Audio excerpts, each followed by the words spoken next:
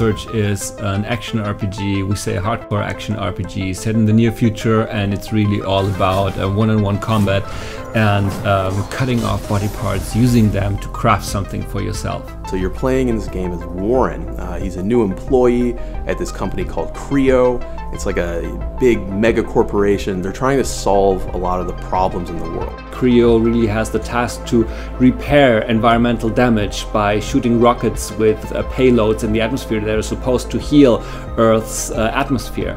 And Warren has just gotten a job here. So he's showing up for work for his first day. Things are a little mysterious, a little strange, but it's okay. He really needs the work. He gets his industrial exoskeleton applied to him, but something goes really wrong.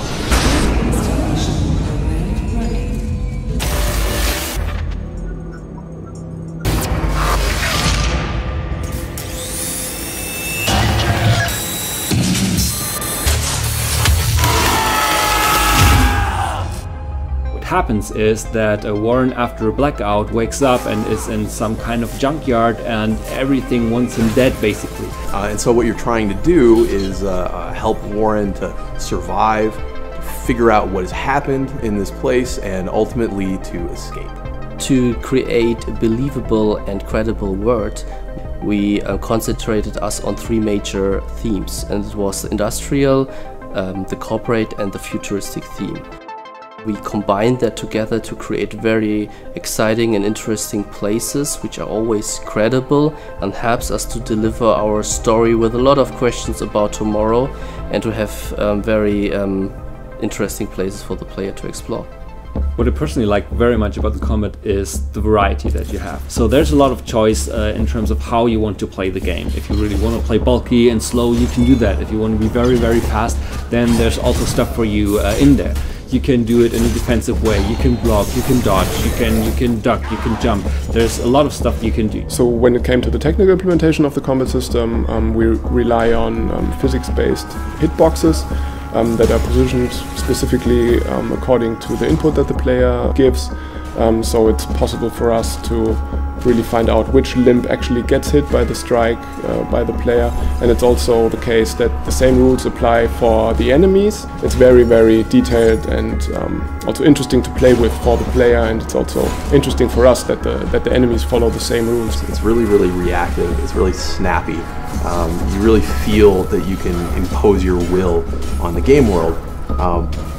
But that's only half of the equation. You know, the other half is that the game world has to push back. It has to give you a lot of challenges for you to overcome. The enemies have to be difficult. You have to learn what they do in order to overcome them. But then that makes the victory feel so much better in the end. It is all about horizontal and vertical strikes, and this plays very well into our combo system, our deep combo system, which is that even within the same weapon type, we have very many different movesets, combos. So it has so many different layers to it.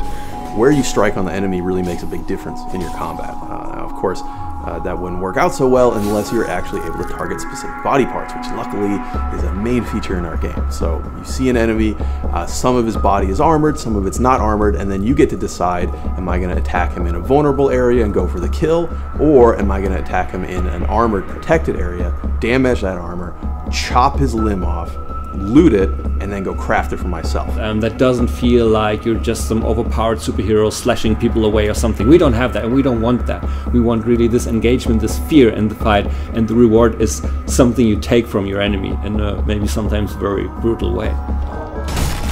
We thought about how can we incorporate, for example, his exo rig in the best possible way. We wanted to make it look really heavy, but at the same time he needed to have this incredible speed, and he had this enormous power to him now. What we did was we attached like I think 20 something kilos to our stuntman and made him do even the fastest attacks with it to really show the weight we had there. When it came to the finishing moves, of course we wanted them to be as cool as possible, but on the other hand, we didn't want them to be that, let's say, fancy. We didn't want to have ballet-like or dancing moves in there, but we just wanted to show the brute force of our hero guy. There is a sense of pretty dark humor in the game, so it doesn't really take itself too seriously. I mean, it's a violent game, but it's really about fantasy violence. You're basically fighting monsters, but you will also see that there were and there are a lot of people in this world, and some of them really had some issues with the new situation, and some of that you can resolve, and some things you just witness, but you need to pay attention. We really try to have different layers of stories. Some of them are really important for you and some aren't, and some just lead you in the wrong direction. But again, it's about exploring, it's about you finding out what it is about. So you really take a look at things, you explore things, and bit by bit the story comes in if you like to experience it that way. So we think there's really a wealth of possibilities in the game depending on how you play it. And we ourselves play it in very different ways at Deck 13, and we really see what you can do with it, but we really don't have any idea what players will do with it. We'll really give it in their hands. So this will be a very, very interesting moment for us to see what other people will do and can do with our game, and we expect to see things that we never thought of, and we think this will be a very, very strong and very important moment for us.